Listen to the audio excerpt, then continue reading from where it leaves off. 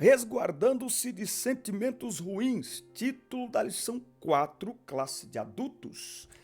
A paz de Cristo, meus irmãos, sou o professor Denis Pereira e é um prazer receber aqui semanalmente no nosso canal professores, coordenadores, superintendentes, alunos e todos que amam a palavra de Deus e a escola dominical. No nosso canal você vai encontrar as videoaulas, encontra dinâmicas, treinamentos, lives com professores do Brasil e também com comentaristas da CPAD, isso mesmo, por isso é muito importante você se inscrever no canal e ativar as notificações para ficar por dentro de tudo que acontece por aqui.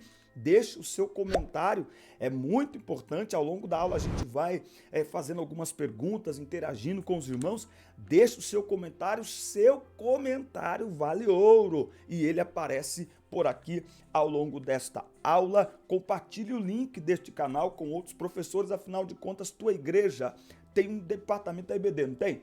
Pois bem, aqui nós temos um conteúdo para as classes de pré-adolescentes, adolescentes, juvenis, jovens e adultos. Então faça parte desse nosso trabalho, dessa nossa criação de conteúdo, compartilhando com outras pessoas também. Pegue Bíblia, revista, caneta, papel, bloco de notas e vamos juntos preparar a lição 4 da Escola Dominical.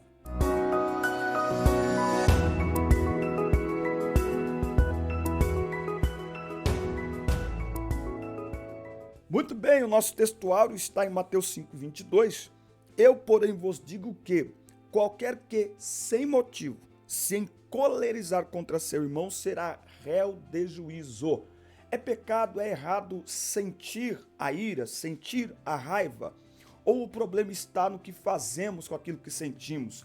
Porque nós não somos o que sentimos, hein? Cuidado, tem muita gente se guiando pelo que sente. Isso é um perigo e é sobre isso que nós vamos falar nesta aula de hoje. Mas antes, presta atenção nos avisos. Descrição do vídeo aqui embaixo. Você vai achar grupos da EBD no WhatsApp. Temos 6 grupos. Faça parte. Semanalmente, professores de todo o Brasil compartilhando e conversando e juntos preparando a próxima aula da Escola Dominical. Aqui também tem um link para baixar material de apoio em PDF, muito conteúdo, slides, comentários, marcadores de Bíblia, certificados de conclusão e muito mais. Na descrição também existem formas de você nos ajudar patrocinando a nossa produção de conteúdo. Esse trabalho é importante para você preparar a sua aula, então ajude-nos, dê uma olhada aqui na descrição do nosso vídeo. Muito bem, vamos aqui à introdução da nossa lição. Nesta lição, aprenderemos com o Mestre Divino que o Evangelho não é antinomista, ok? Daqui a pouco a gente vai para a explicação desse conceito.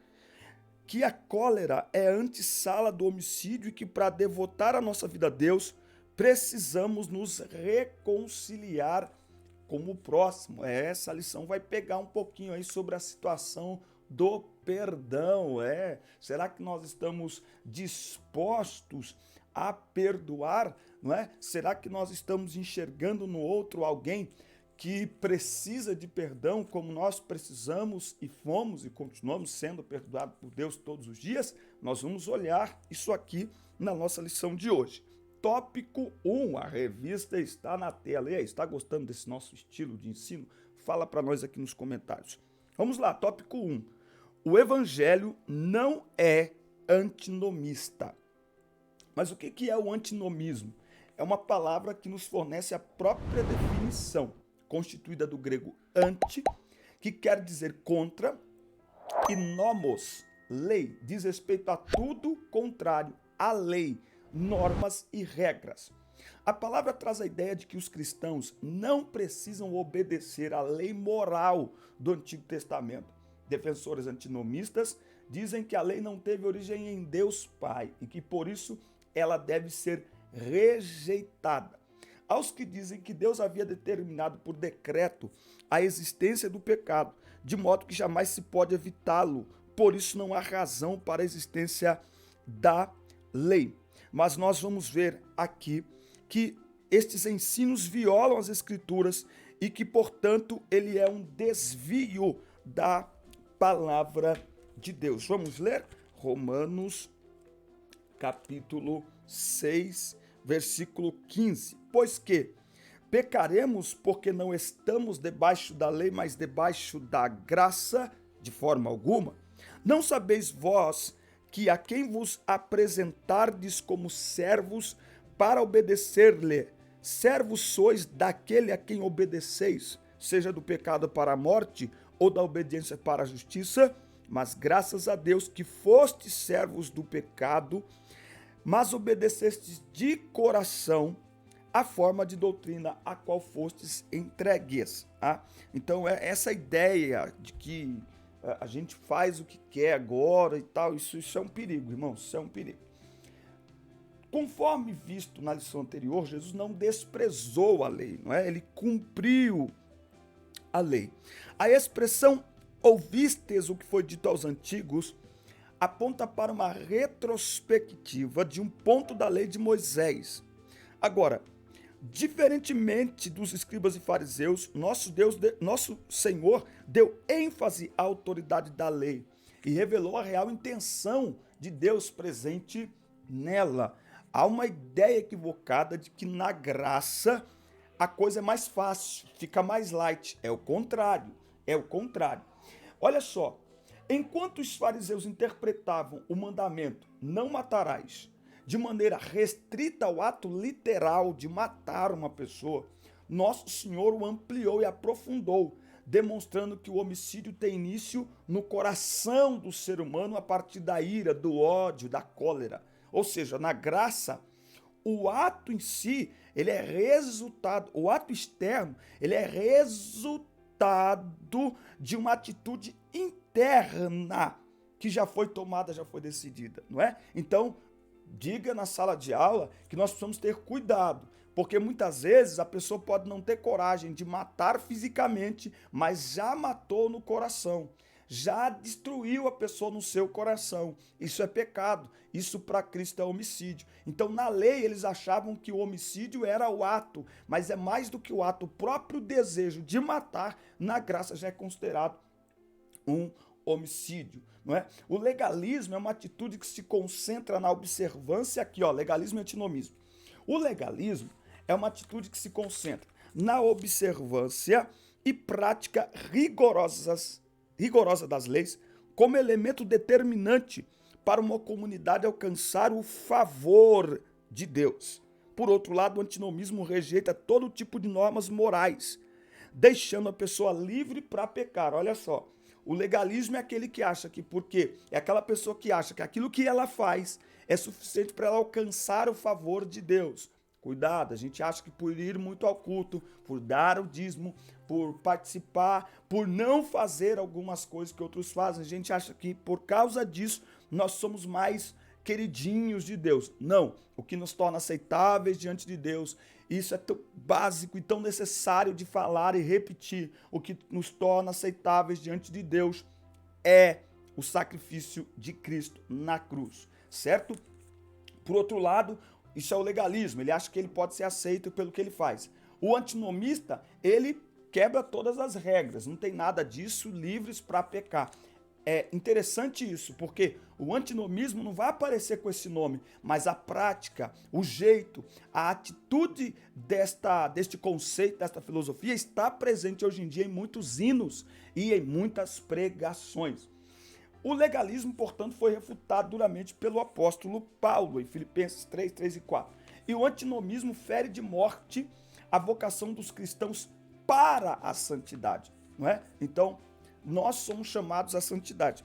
Eu preguei esses dias, Atos 2, mas eu foquei quando Pedro, ele responde aqui, ó, no versículo 37, as pessoas perguntam, o que faremos? No 38 ele começa dizendo, arrependei-vos. Então o antinomismo é algo completamente contrário à mensagem do evangelho, que é uma mensagem de arrependimento, que é uma mensagem de transformação, é um convite para ser mudado. Nós, hoje em dia, falamos muito que amamos a Deus, mas nós precisamos nos perguntar, amamos a ponto de sermos mudados por causa desse amor? Amamos a ponto de mudarmos por causa desse amor? Porque quando uma pessoa se apaixona, ela muda de comportamento. Agora é engraçado que por Jesus não muda. E o pior, Tem gente fazendo por pessoas o que não faz por Jesus. Muda por causa do namorado, muda por causa do marido, muda por causa da esposa, muda por causa de uma empresa, muda por causa de uma influência digital, mas não muda por causa de Jesus. Nós precisamos avaliar isso. Então, dentro deste conceito que nós estamos apresentando aqui nesta aula, tanto o legalismo, que é achar que alcança o favor de Deus por aquilo que faz, quanto o antinomismo, que acharam o seguinte: já que nós somos criados, já que o pecado está no mundo e Deus sabia de tudo isso, a gente pode pecar que não tem problema nenhum, são completamente contrários à palavra de Deus. Muito bem, muito bem. Tópico 2. A cólera é o primeiro ato para o homicídio. A cólera. Jesus e o sexto mandamento. Jesus não anulou o sexto mandamento do Decálogo. Contudo, sua interpretação foi mais elevada e profunda, pois revelou que a ira ou cólera contra um irmão é um tipo de homicídio no coração, conforme afirmou o apóstolo João. Qualquer que aborrece seu irmão é homicida, e vós sabeis que nenhum homicida ele tem permanente nele a vida eterna. Não por acaso o verbo irar no grego é orgizo, que significa provocar, incitar a ira, estar zangado, enfurecido, não é? É esta fúria e ira que levaram Caim a matar o seu próprio irmão. Portanto, o sexto mandamento não envolve apenas uma sanção penal, mas elementos mais profundos, como palavras, emoções, insultos e outras ações que se antecipam ao homicídio. Traduzindo, o ato em si só revela, o ato externo, novamente, ele só revela uma intenção já determinada no coração. Por isso que é pecado, por isso que é considerado já como homicídio, ok? Então, na graça, não precisa puxar faca para ninguém, pegar uma arma para ninguém.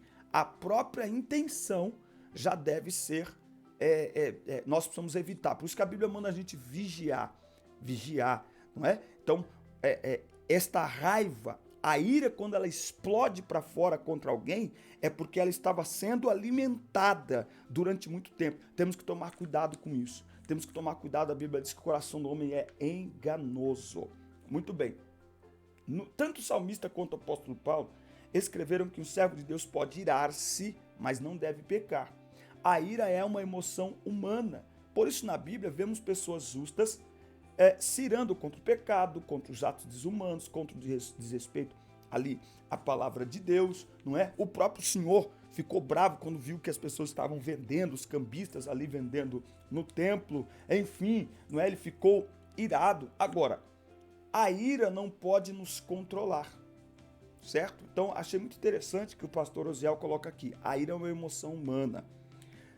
Na psicologia existem grupos de emoções, 7, 8, 9, 5. 5 emoções é o grupo mais assim conhecido e mais popular. Vamos ver se a gente lembra aqui. Alegria, raiva, tristeza, eu não vou me lembrar agora. Eu sei que destas emoções, raiva e tristeza, você precisa tratar. Você precisa de um tratamento, enfim, você precisa aceitar, enfim. As outras, por exemplo, a alegria você compartilha, entende isso? Então existem emoções que você compartilha com as outras pessoas e existem emoções que você trata. Você não pode reprimir. Então, principalmente no nosso meio, não pode ficar bravo que você é crente. Não, faz parte da nossa construção social, psicológica, também a raiva, a ira. Mas a questão é o que você faz com isso. Se você não encontrar uma área de escape, é como uma panela de pressão, entende? É a mesma coisa. Se não tiver aquela tampa com aquela válvula, vai explodir. Então, para não explodir, tem que ter uma válvula. Então, nós temos que ter válvulas de escape para tristeza, para raiva, não é? Porque senão a tristeza nos leva a um caminho totalmente profundo e tal. E a raiva, senão a raiva acaba explodindo. Então, é preciso não permitir ser dominado pela ira. Uma coisa é sentir e reconhecer: olha, eu estou com raiva dessa situação, eu estou com raiva dessa pessoa. Porque só a partir do reconhecimento que você poderá fazer um tratamento consigo mesmo ou até mesmo pedir ajuda. O valor da pessoa humana, em Mateus 5, 21 e 22, Jesus enfatizou o valor da pessoa humana. Por isso, chamar alguém de raca, que significa inútil, cabeça oca e vazia, é uma ofensa grave, igualada à blasfêmia. Ou chamar o outro de louco, do grego moros, que significa ímpio, incrédulo, é uma conduta moralmente desprezível, não é? Quem fizesse isso, o fim dele era se tornar réu do sinédrio e receber condenação para o fogo do inferno ali.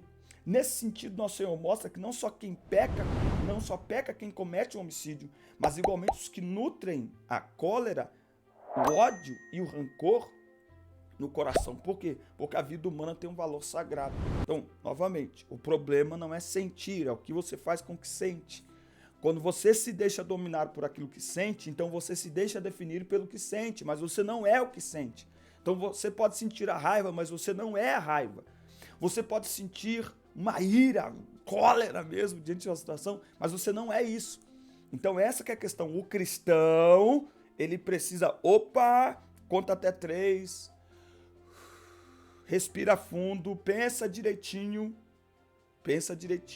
porque não podemos ser controlados pela ira, pela cólera, pelo ódio, por nada disso, certo? Esse que é o errado, ser controlado. Tópico 3, vai apertar um pouquinho. Já se inscreveu no canal? Ainda não? Inscreva-se, ative as notificações, dê like no vídeo e deixe seu comentário, que é muito importante para nós. Tópico 3, a oferta do altar e a desavença. Em Mateus, Jesus se dirige aos discípulos e faz com que cada um examine a si mesmo, pois um servo de Deus não pode ofertar no altar com o coração cheio de ira e rancor. Afinal, dizer amar a Deus, mas odiar o irmão é cair na mentira. Como pode amar Deus que não viu, se você não ama o seu irmão que você está vendo? Não é? Para o judeu, ofertar era um ato sagrado e tal atitude fazia-o reconhecer a bondade de Deus para com ele, não é? Então, nós precisamos aprender o que é culto. Quem não sabe o que é culto, não sabe o que é cultuar. Nós precisamos aprender sobre oferta.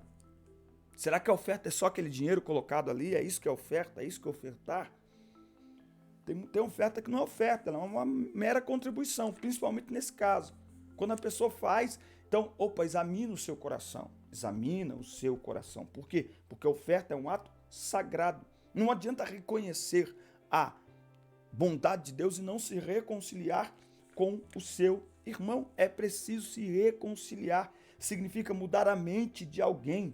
Não é verdade? É renovar a amizade com alguém. Então, o relacionamento é claro, não há a conversa de Deus com seus filhos é clara. Não há relacionamento correto com Deus sem relacionamento verdadeiro com o irmão.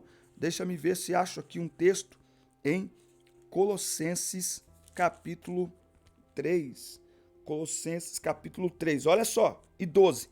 Revesti-vos, pois, como eleitos de Deus, santos e amados, de entranhas de misericórdia, de longanimidade, humildade, mansidão e também de benignidade, suportando-vos uns aos outros e perdoando-vos uns aos outros, se algum homem tiver queixa contra outro, assim como Cristo vos perdoou, fazei vós também. Então, o cristão verdadeiro, ele faz de tudo para manter a paz e para se reconciliar com seu irmão, independente de quem tem ou de quem não tem razão.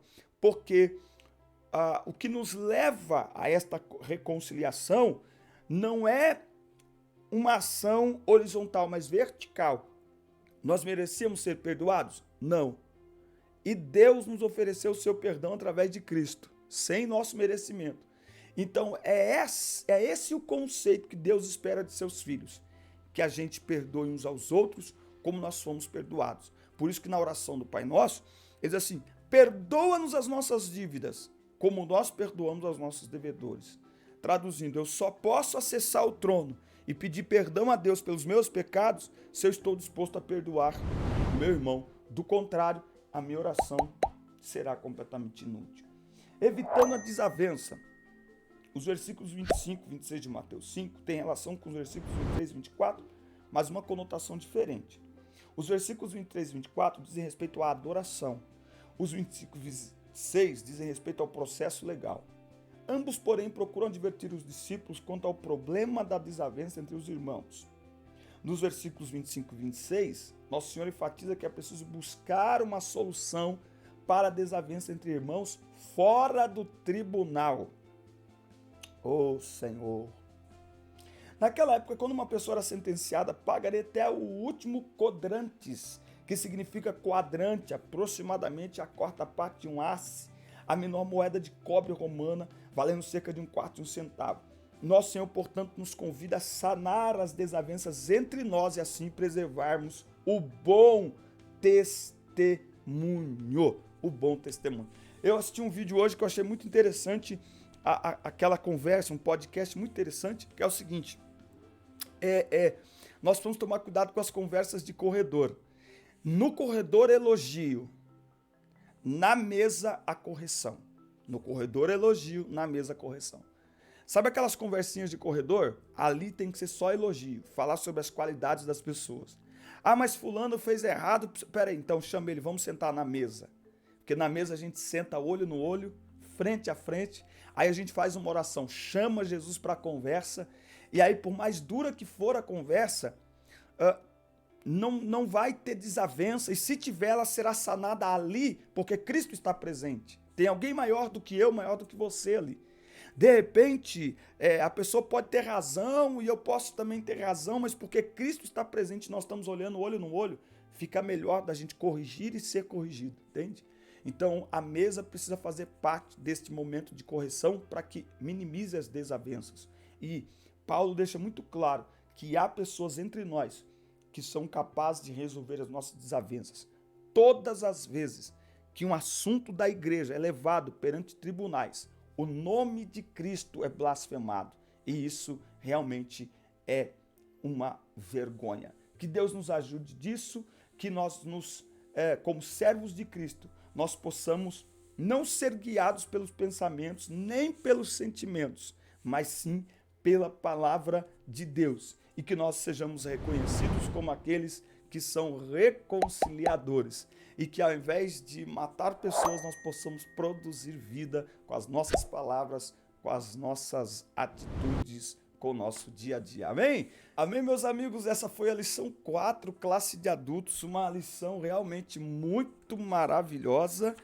A lição 5, muito especial, também vai falar sobre o casamento é para sempre, tá certo? Forte abraço, ótima semana. Te espero no nosso próximo encontro. Assista, curta, compartilhe, inscreva-se no canal e até a próxima semana. Deus abençoe.